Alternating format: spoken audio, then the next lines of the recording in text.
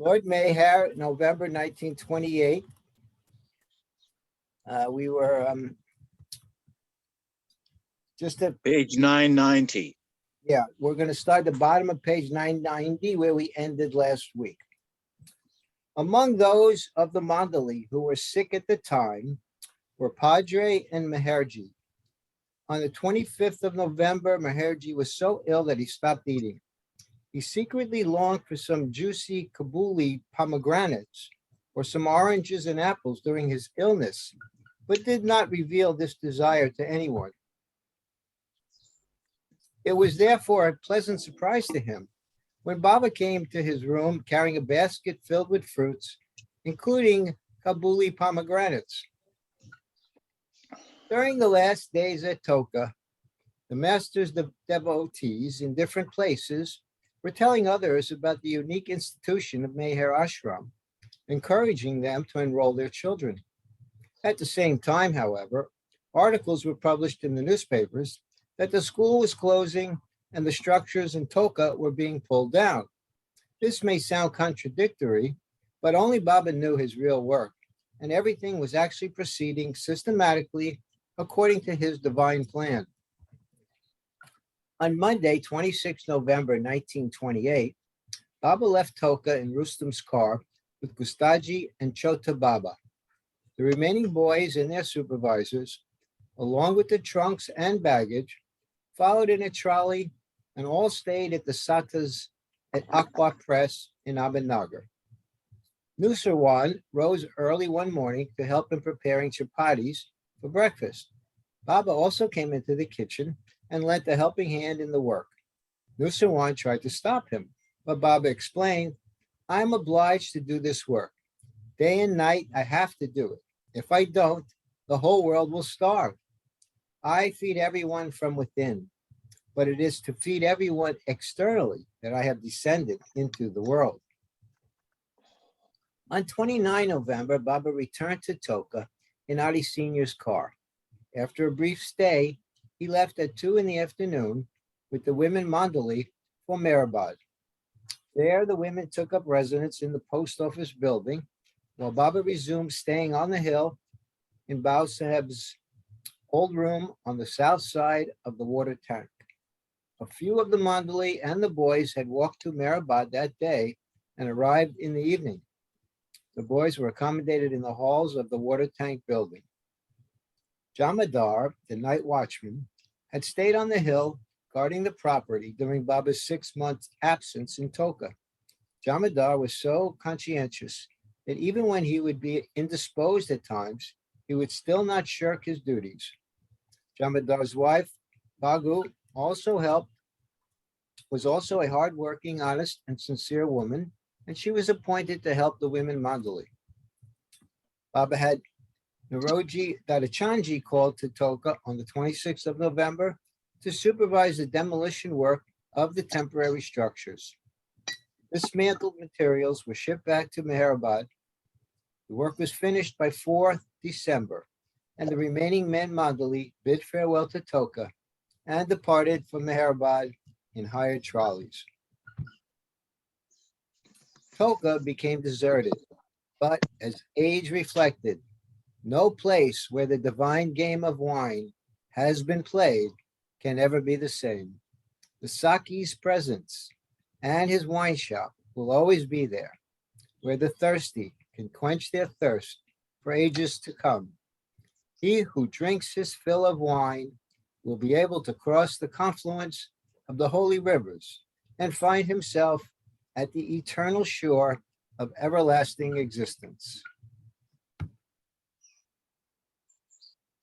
Chapter 8, Winding Down Activities. After the move from Toka, Meredith Starr and Margaret and Esther Ross were accommodated at Akbar Press in Ahmednagar and would occasionally visit Baba at Meherabad. From Toka, Sadhu Christian Leek had been sent on pilgrimage to different places in India, but subsequently returned to Meherabad. At Meherabad, Baba assigned duties to each of the Mandali. Baba, as usual, devoted most of his time to the boys. He would rise at 2 a.m. to supervise the boys who were ordered to meditate, making certain they were carrying out his instructions properly. At 5 a.m., Baba himself would help prepare tea for everyone and personally serve it along with chapatis. Later, he would inspect the construction work of the temporary structures and his script room and supervise the boys' school lessons. Occasionally, he would change the ashram timetable and give new specific instructions to the teachers, one of which was to teach only one subject in the school, English. On the evening of Saturday, 8 December 1928, when Baba was on his usual rounds of inspection, he gave a candid explanation on divine intoxication and obedience to a master's orders. Baba explained the difference between the two states with this metaphor. A diamond or pearl is costly and valuable indeed, but when they have absolutely no value in a desert, but they have absolutely no value in a desert when one is thirsty or hungry, and when a piece of bread or a pot of water would be more valuable than all the jewels in the world. In a similar way, intoxication with God is very good. It is indifferent and careless toward worldly affairs and relations, as well as toward drinking, eating, or sleeping. It is due, of course, to the effects of the highest love for the beloved. But this intoxication, however invaluable or desirable, has no value before the master's order. It is below his orders. His order is the highest and most supreme test. Strict observance of the master's order, in spite of any type of intoxication, is the best. Otherwise, the breaking of orders due to intoxication has little or no importance whatsoever.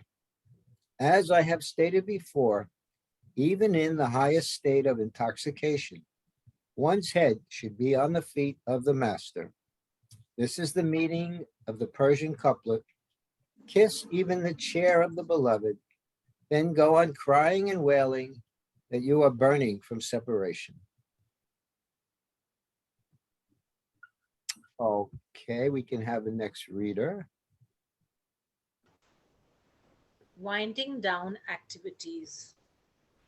Then ask, O kind Lord, listen to our complaint and do something.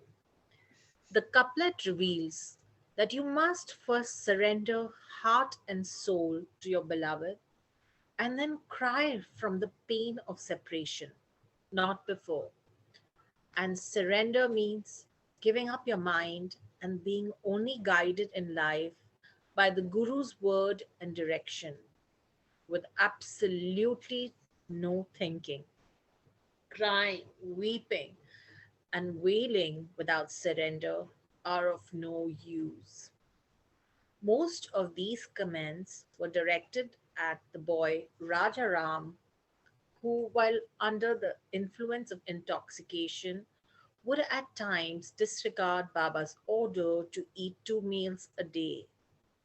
You may have love, Baba explained to Raja Ram, but it is of no use without complete obedience. Love, but not forget to obey. I mean, first obey, then love.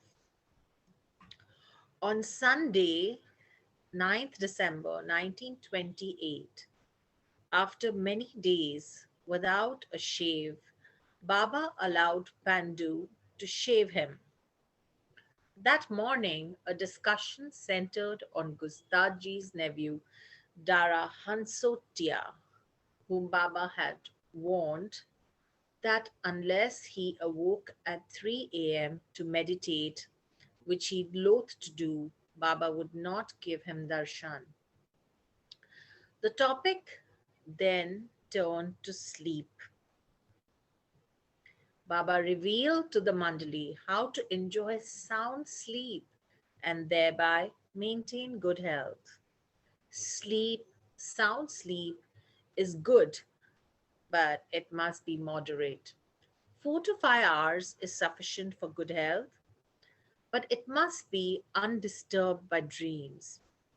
To have a sound sleep, the best way is to accustom yourselves to rise at night and not go to sleep again after you have once awakened out of your sleep. Suppose you went to sleep at 8 p.m. and awaken at 1 a.m. for some reason, either for calls of nature or just abruptly after you're once fully conscious awake. Do not go back to sleep again. Keep awake. Either meditate between 4 to 6 a.m. For that, it is the best time for meditation, or go for a walk, or read. Even if you're awake at 11 p.m., having slept at 8 p.m., and only get 2 or 3 hours of sleep. Being once awake and conscious from sleep, do not go back to sleep again, for this is injurious to health. 3 hours at least must pass between your awakening from sleep and your going to sleep again. Although, if sleep is not taken, it would be still better. This habit of not going to bed again after the first break of sleep, though a little troublesome in the beginning, will eventually give good results of enjoying a perfectly sound sleep undisturbed by dreams, a most essential and invaluable factor in preserving good health. So try, all of you, to be awake and rise at the first break of sleep, and do not sleep again so you can have sound sleep and good health. Besides, the early hours of the morning are best for meditation. Once you accustom yourselves to this, you will not feel sleepy even while meditating. For example, the little boys of the Prema Ashram have been rising as early as 1 a.m. daily for the last 1 month and have progressed marvelously. Although they were disturbed by sleep while meditating, almost all have now overcome the difficulty. Yesterday, there was only one boy who left his meditation. Behram, Gustaji, Dastu, Chota Baba, Raja Ram, Sidhu, and the young Mastan had been staying in the manzil at Lower Mehrabad, but they moved up the hill near Baba on the 9th as their new quarters they were ready. Before leaving Toka, most of the Mandli had fallen sick, and their illness continued even after their return to Mehrabad. Baba arranged for their treatment and would look after them. However, no one was allowed to be inactive in Mehrabad. Even those convalescing from illnesses were given the job of cleaning uncooked rice and dal of small stones and dirt. During this period, Homi Mama Sata's wife, Tila, who lived at Akbar Press, became seriously ill with a high fever. She was treated by several competent doctors who pronounced her on the verge of death.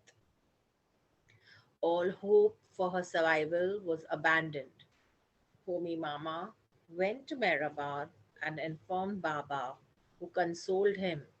Even if Pila dies, she will come to me, for she loves me deeply. So leave everything to me. Have the best possible treatment given and don't be disheartened. No sooner had Homi Mama left that than Baba began suffering from chills. He had himself covered with several blankets, but his shivering continued. Soon after, it was observed that his body became as hot as a tawa, iron plate on which chapatis are baked. and he suffered extreme restlessness. 2 hours later, Homi Mama sent word from Ahmednagar that Pila's fever had miraculously broken and she was feeling all right. Even the doctors, who had tried their utmost but were unsuccessful in the beginning in bringing down her fever, were wonderstruck at how it had happened. After Baba received the news, his fever suddenly lifted and he appeared normal again. This is one of the many incidents Meher Baba not only inwardly took upon himself the suffering of his lovers, but outwardly as well. Thank you.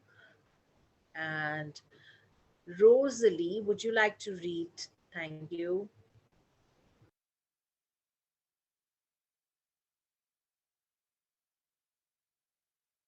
Unmute, Rosalie. I repeat, I celebrate my opportunity to continue the reading of Lord Meher. On 10th December, while mentioning how much Aga Ali must be suffering in Bombay, Baba remarked, I know that he is troubled. All are troubled. Yet I will leave nothing unturned in troubling you. All here are harassed, but no one is as harassed as I am. Baba then narrated this true tale. The spiritual path is not a bed of roses. After 14 years of fasting, the great yogi Farid Shakar Ganj had reached the fourth plane, but only knew how to kill sparrows. Footnote says Farid Shakar Ganj, 1188 to 1280, is also known as Baba Farid Ganj Shakar. Once a Sadguru was sitting in the shade of a tree observing him. Seeing the birds, Farid said, let all the sparrows drop dead. Instantly, all the sparrows were dead. Then Farid, by his command, made them come alive again. The Sadguru taunted him. That is nothing. Learn fakiri, control over desires. Once Farid found an old woman lowering a bucket into a well and drawing it back up again empty. This happened several times, and he expressed his surprise. The old woman, who was a saint on the fifth plane, replied, it is better that your commands of die and it is better than your commands of die and come alive. Hearing this, Farid was awakened to the reality of his powers and began searching for a master. He found one, and by the master's grace, became a perfect master himself. You say you are troubled, but it is nothing. Your troubles and harassment will eventually result in your gaining the power of not killing sparrows, but of killing yourself. There is no use in my describing to you the effulgence of God. One day you will experience it. KJ Dastur was busy arranging for the publication of the first issue of the MEHER message and informed Baba about it. On 11 December, Baba told Dastur many things in connection with this publishing work. If MEHER message deals only with spiritual subjects, my nazar, sight, and blessing will always be on it. Baba warned Dastur to steer clear of social and political issues and not to publish such articles in what was to be solely a spiritual journal. On Wednesday, 12th December, Duni Day, 1928, Baba issued a new timetable for the boys' classes, adding history, geography, and debating to their English studies. Dr. Sate was summoned to treat one of the boys, and Baba asked him to begin coming to Meherabad once a week on Sundays to treat anyone who was ill. As mentioned, at night, Baba would rest in Bua Sahib's old room on the south side of the water tank on the hill. It was a small room built between the two large halls of the water reservoir. On 13th December, Baba began spending his nights in the underground crypt on the hill again. The same day, Aga Ali's father came from Bombay looking for his son, who had run away from home again, although he had not yet arrived at Meherabad. The father gave in to the Mandali's persuasions and agreed to allow his son to stay with Baba. The next day, the quotes, hero, end quotes, appeared at the ashram, exhausted from his latest escape. From the second week of December, a few of the other boys who had been taken home also slipped away from their parents and returned to the school ashram. Shankarnath, one of the 5 men who had been kept in the Sadak ashram, had withstood the severest test and impressed everyone with his perseverance, devotion, and obedience to Baba under the most trying circumstances. But on 16th December, he expressed his desire to go to Benares. After staying aloof in the Sadak ashram for a long time, he now wished to leave Meherabad, and Baba permitted it. Shankarnath had recently recovered from a serious illness. The Mandali observed that Shankarnath seemed spiritually advanced, out of touch with the world. For instance, when questioned, he would reply only in disjointed sentences. The following day, Baba began cleaning the boys' latrines, allowing only Jalbai to help in this work.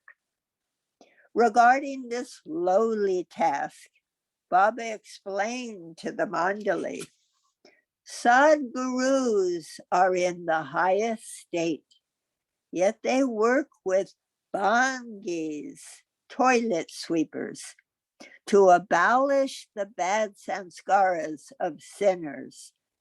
Here I have to do this outwitty, filthy work of cleaning the toilets and urinals. You will never know how sweet and wonderful this work is to me. How will you ever be able to understand my way of working? That same day, Meherji's father arrived at Meherabad unexpectedly at 3 in the afternoon with 4 Parsi priests. He had heard a rumor in his hometown of Navsari that his son had shaved his head and was moving about in a long robe like a sadhu. But when he saw Meherji, he realized the stories were untrue.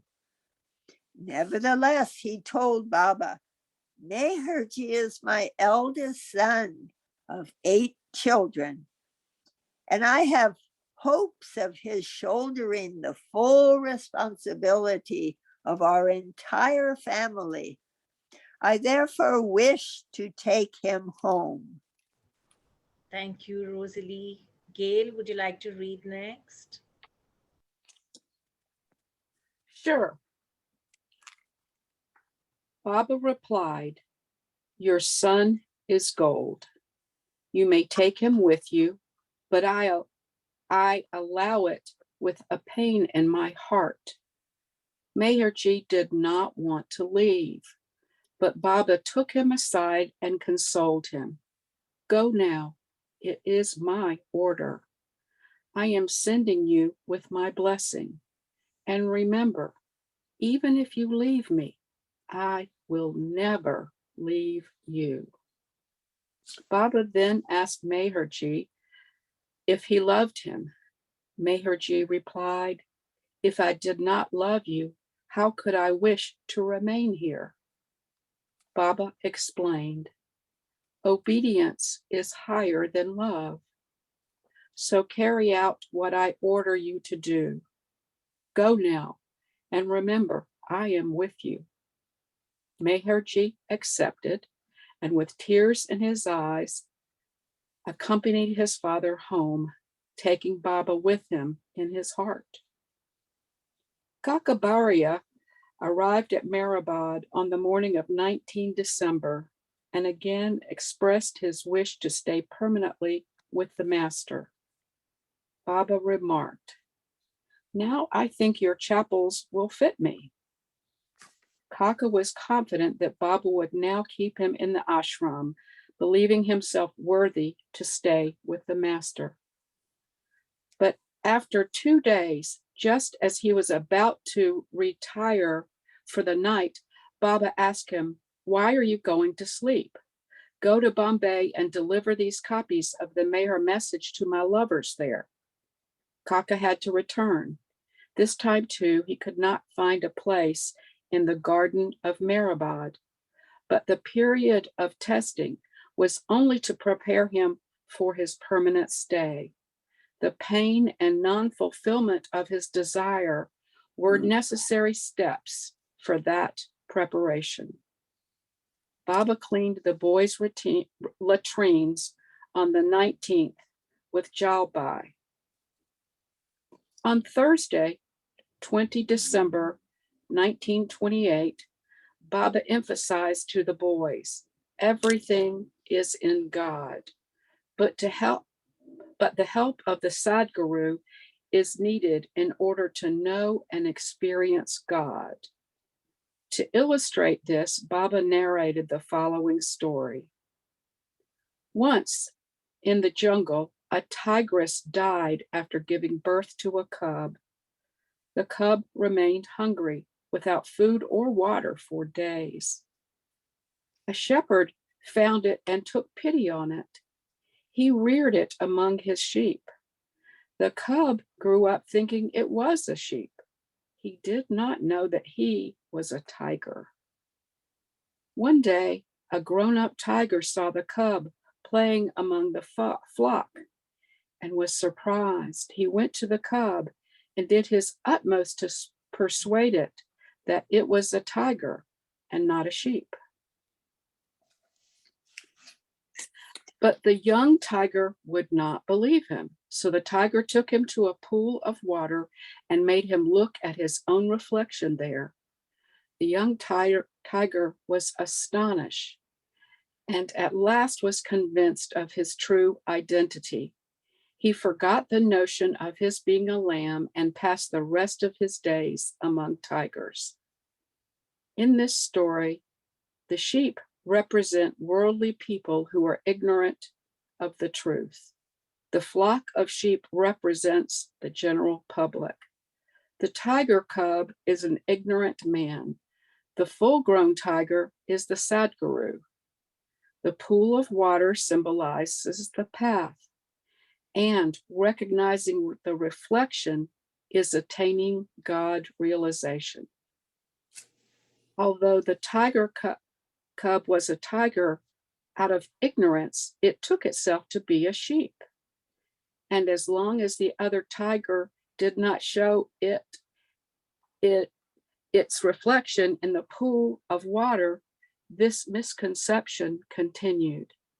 In the same way, though man is potentially God, being quite ignorant of his real self, he thinks himself to be only a man and passes through cycles of births and deaths. He continues wallowing in ignorance until the Sadhguru makes him see his own true image. From that day, the Prem Ashram school was reopened from 8 to 10 in the morning. On 22nd December, the name of the Hazrat Babajan High School for the MEHER Ashram children was changed to the Hazrat Babajan English School, and Baba revised the schedule of the schools. For the boys of MEHER Ashram, whose school had begun on the 19th, classes were held from 7 to 9 in the morning, and again from 2 to 4 in the afternoon. For the Prem Ashram boys, school was set from 9 to noon, including Sundays. New tata, bamboo matting, sheds, serving as classrooms, were ready for occupancy, and the boys went there at sunset.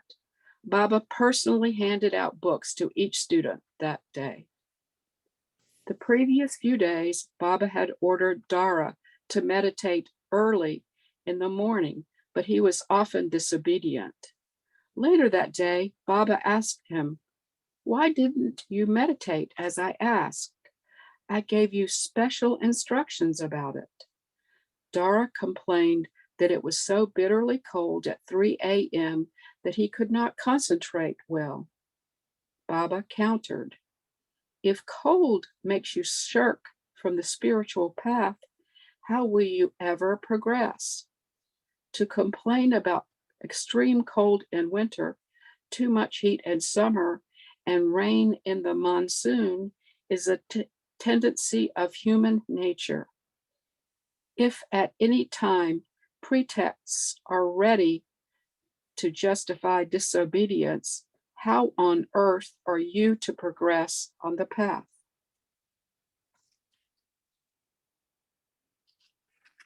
After this reprimand, Baba pardoned Dara and instructed him to rise at 5 a.m. instead of at 3, tie a cloth around his eyes, and repeat God's name until Baba told him to stop. Minu Pohawala, his brother, and Nardir Dastur were visitors on the 22nd. Nadir was Minu's business partner in running the MEHER Motor Works in Bijapur.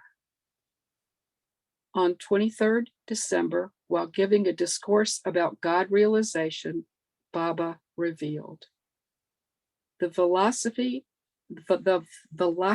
of the force of Maya is tremendous and requires stilling. That is, the force of Maya must come to a stop gradually. It takes 5 minutes for this to happen before realization. For example, a train coming into the station does not come to a halt all of a sudden. It slows down gradually after the momentum has stopped. Similarly, due to the speed of Maya, It takes 5 minutes before one realizes oneself to be God.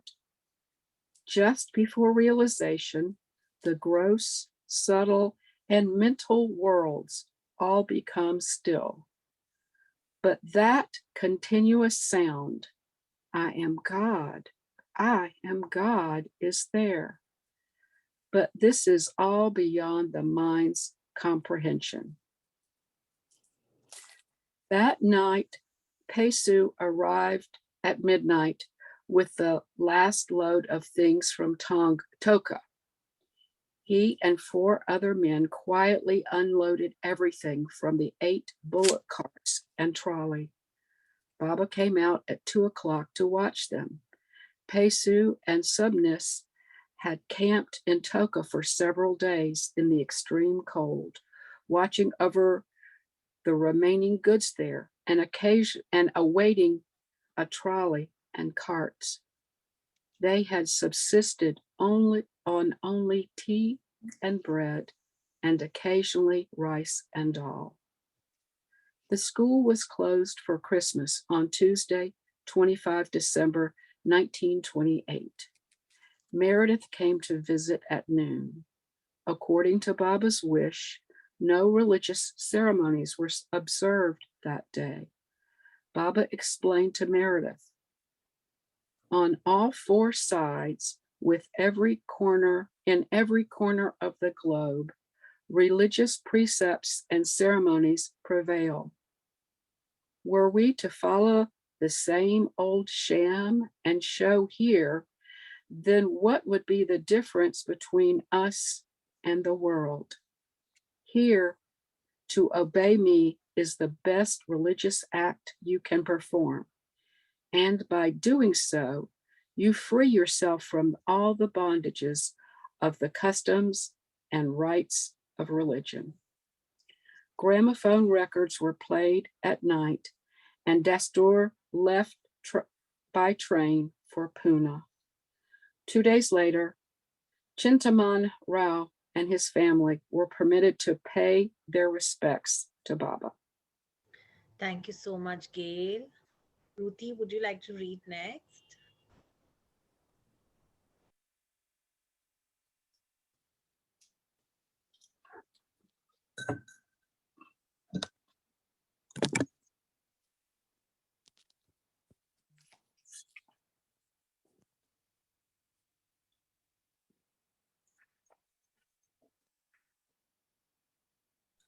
Maybe calling somebody else, Mona. Yeah. Um, Next is Dan. Would you like to read next if you're around?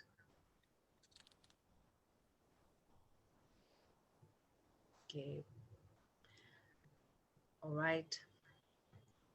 So I have Yasmin on the list next. Yasmin, would you like to read next? Okay. Eugene, would you like to read next?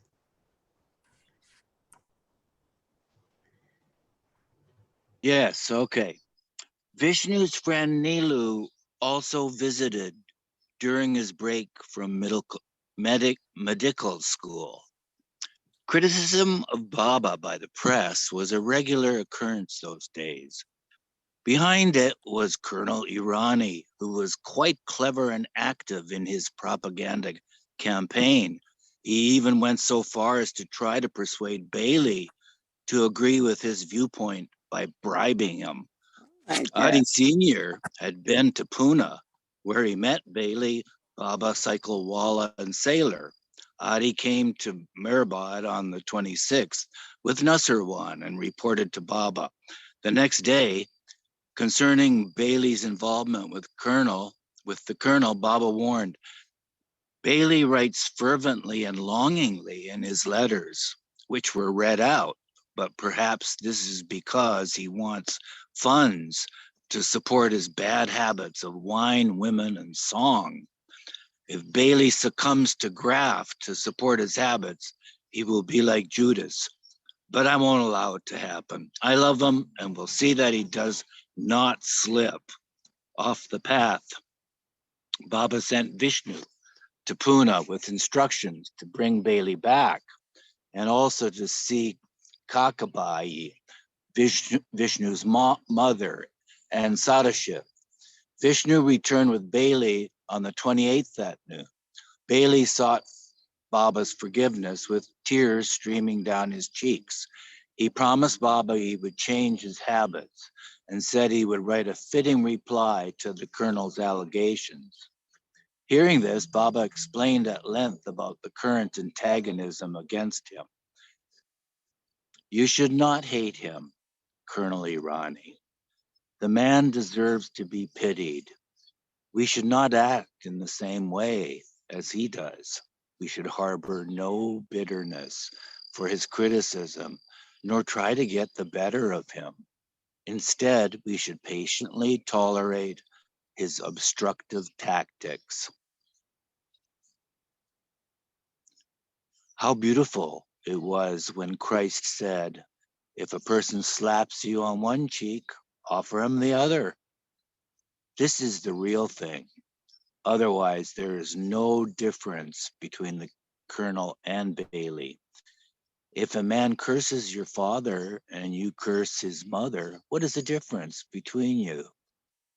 Such opponents are friends, not enemies. They teach you the lesson of being calm, patient, and forbearing in every adverse circumstance, in the midst of all provocation. They thereby render you the greatest service. So forbear, forgive, and forget. Your attitude should serve as an example of forbearance and patience to the world. Therefore, don't become like them. Tolerate everything. Face every obstacle and learn to swallow anger. It is for this reason that Kabir has said, if you want to gulp down anything, gulp down wrath. You have a great lesson to learn from this opposition. Learn that those who spread deceitful lies about our actions and propagandize against us are thereby giving importance to our work without our asking. They publicize our cause, advertising it widely in a way which we could not have done. This is their service to us. Not only this, but by carrying on with all their propaganda, they are always thinking of me and giving me so much importance. This preoccupation of theirs is thus advantageous to them. You serve me in a favorable manner, they in an unfavorable manner. But it is service nevertheless. There is no doubt that in this way they are thinking of me, and that is what matters. Their angle of vision is different, but they have the right to think and express their views and opinions. But while expressing their minds, too often they lose control over their tongues, which leads them to ridicule and scandalize us. You may resent it and say that this is their weakness, but if you believe this and still adopt the same vituperative attitude toward them, does this not expose your own weakness? There is then no difference between you and them. And it shows that my teachings, discourses, and instructions have had no effect upon you. Compared to them, your weakness is greater because you have stayed with me, heard my discourses, and know me, which they have not. So remain calm, put up with hardships, and be tolerant. Forgive them and forget all. The Mandali, however, were not sitting idly in the face of the increasing opposition. Dastur and Chanji were vigorously working to counteract the effect of the colonel's campaign to malign Baba. They would write long letters to the editors of the various journals and Gujarati and English newspapers which printed the colonel's articles. Chanji even published a booklet in Gujarati about Baba, which included statements from Rustam and Daulatmai, the colonel's sister, clarifying Meher Baba's mission. Another Muslim boy who had been taken away with Aga Ali in August was Ahmed Muhammad. On 28 September 1928 at sunset, as Baba was seated by his crypt cabin discussing matters with the Mandali, suddenly Ahmed came forward and garlanded Baba with roses. He stood with pride before Baba. The little fellow returned to Meherabad, having walked all the way from Bombay, 175 miles. He had gone without food during his long journey and suffered many hardships along the way. Thank you so much, Eugene. Marilyn, would you like to read next? Then please unmute yourself. Yes, thank you. How intensely were the moths attracted to the light. Their strenuous efforts to dance near the light made ascending the highest mountain peaks look like child's play. Moths hunger only for light, without which they cannot live. They are at peace only when they turn into ash on the altar of light, and their transformation is their victory over Maya. The moths and the light were reunited at Meherabad in play, and the wine of love was being poured into their hearts again. The moths were being taught to die while still alive. They learned that true love is that which flows according to the beloved's wishes.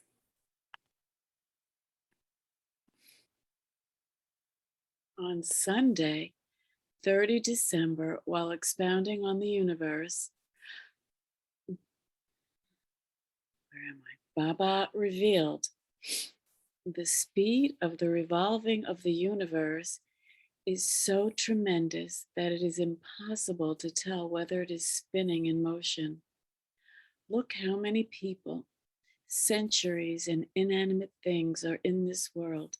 Creatures, rather. Look how many people, creatures, and inanimate things are in this world. Every person and thing has a pulse. Everyone has thoughts, hundreds of thoughts per minute. If all these thoughts of the whole mass of humanity and all other living beings in the world are put together, no one would be able to measure or think of them. The amount is so measureless. Such tremendous speed has no calculable speed. It looks as if it is at a standstill. The pulse of the whole universe is so infinite, but this pulse I measure, I observe, and I feel. Think of what it must be.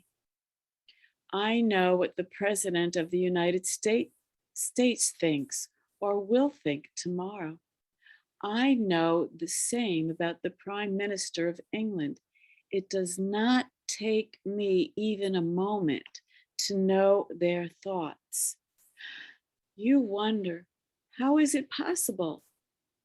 I say it is possible because all this is so close to me. Suppose I pinch Vishant's hand, cheek, or tummy. Does he feel it? He does, because all these are parts of his body. If I pinch him simultaneously at several places, he would feel the pinches. In the same way, the universe has stuck to me. It is part and parcel of my being. I know and understand the thought of each and every living being and thing in the universe. How? Because I have clasped the universe to my bosom so tightly that I feel every heartbeat in creation.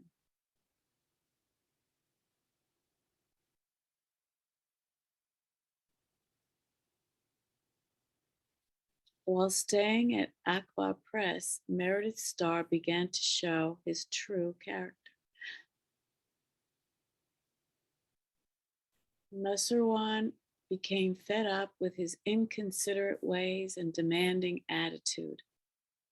Meredith demanded dozens of oranges and lemons for his special diet, for instance.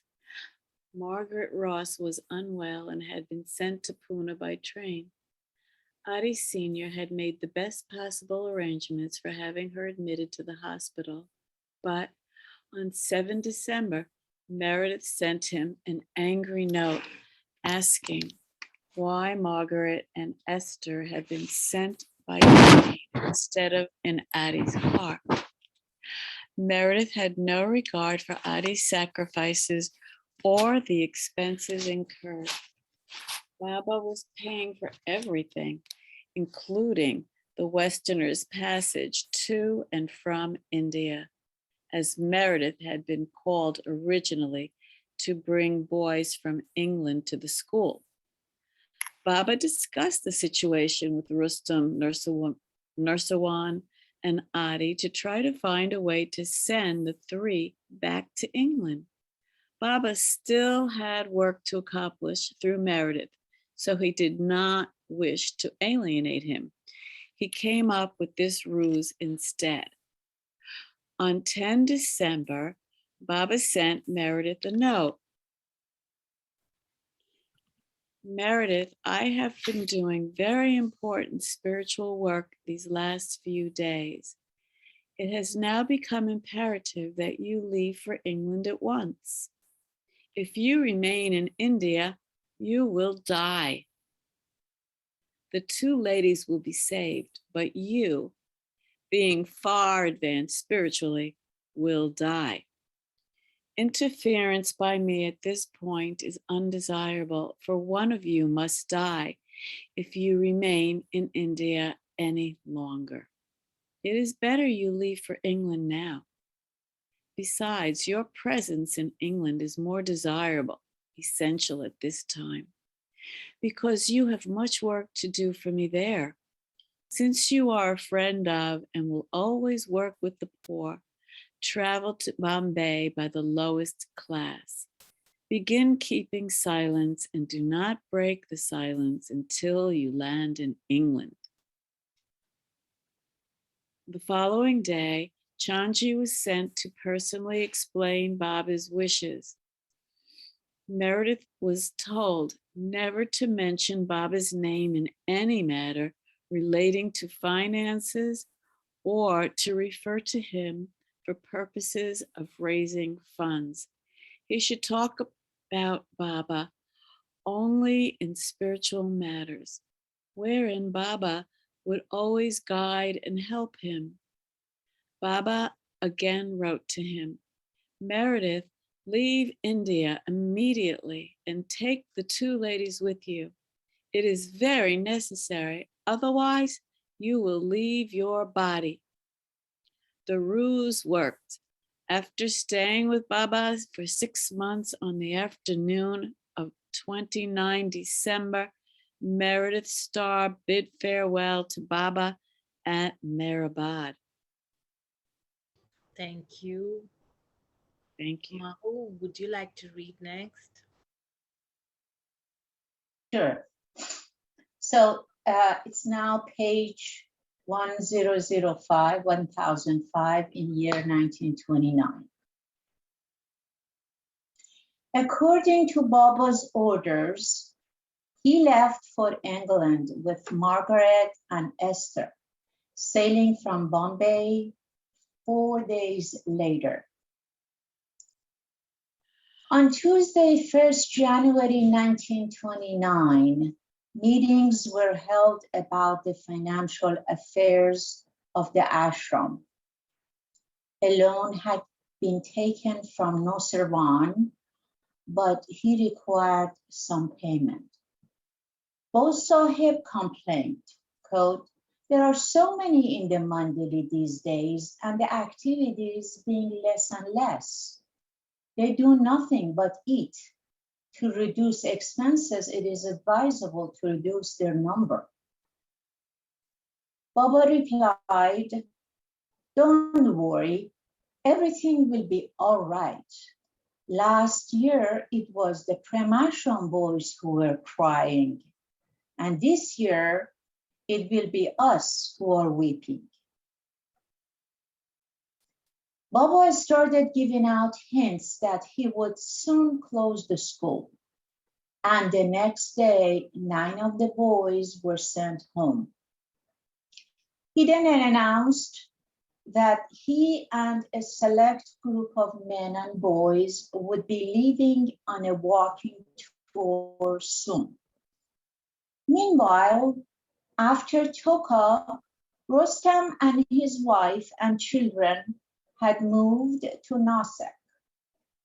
Since Baba was to go on tour, the women Mandali were sent to Nasik on the 13th,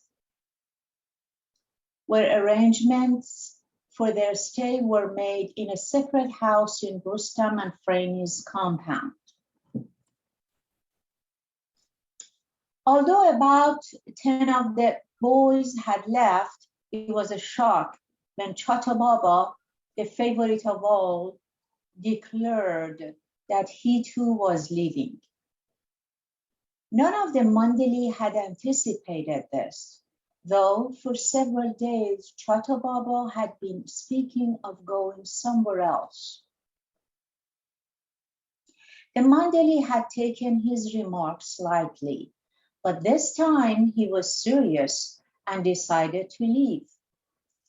Surprisingly, Baba did not try to dissuade him. However, the school was closed in the afternoon on 3rd January to give him a befitting farewell.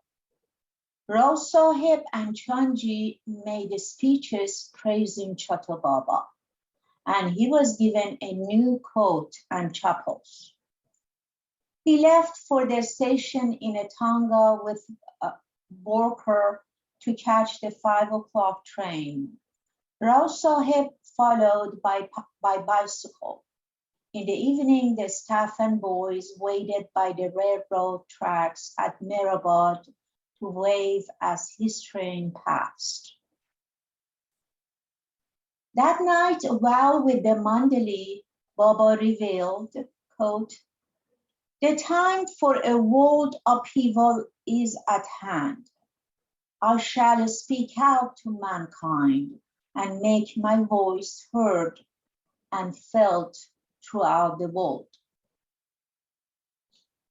Padri and Adi had been in Bombay arranging Meredith Starr and the ladies' passage to England. While returning to Meherabad on 5th January with Gulmai, they were startled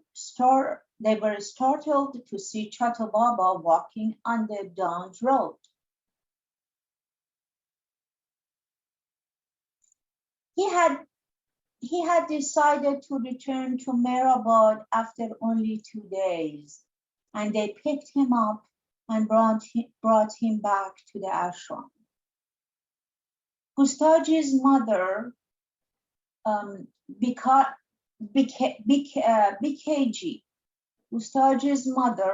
BKG, arrived the same day with her son Slamson and had Baba's darshan. Baba had expressed his opinion that the tone of the Meher message was a bit too strident. He wished it made clear through a separate insert that the opinion expressed in the magazine were those of its editor, Dastur. But Dastur strongly objected to this. The first issues arrived a few days after on 6 January. Again, Baba told the Mandali that apart from contributing one of his discourses, one of his discourses, every issue, quote, I am quite aloof from the Meher message and I have no connection with it. It is a matter between you and Dastur. I have nothing to do with it, end quote. Hearing this, Dastur became very upset and had a heated argument with Rao had a heated argument with Rao Soher. Baba calmed them both and afterwards clarified a matter which Dastur had dealt with erroneously. Later that night, while discussing future plans, Baba explained, I know I will have to suffer much more than Christ. And still I say that I am God. Look at the mentality of educated people. What do they say? Can man ever be God? It is a humbug. It is all humbug. But I will continue to say, whatever I am, I am. End quote. During a discussion on Monday, 7 January 1929, Baba revealed, the God you are in search of is not up in the sky. He is here on this plane. I am that. I am in you, so search for me within yourself. I am not in any mosque, temple, or church. You may claim that this is impossible, totally impossible. All right, then tell me, do your eyes see yourself? They see the world, but they do not see you. For that, you have to use a mirror. Similarly, through the mirror of love, you have to see yourself. And the person who has the mirror is the perfect master and no one else. Only a perfect master has the mirror of love. Bailey came to Meherabad on the 7th for the day with Sailor's wife, Naja. Following the standard procedure, Homi Behatena sent a note up the hill informing Baba of their arrival. Footnote. Hormusji, Shaporji Bhatena of Bombay had been staying with the Mandali in Toka and at Meherabad. Okay. Visitors were only permitted up with Baba's permission. During this period, Baba was fond of quoting a few lines of the Sufi master Al-Hallaj to the boys and Mandali. Thank you, Mahu. So, Marvin, shall we stop here? Yeah, that would be fine. Hold on, let me stop the recording.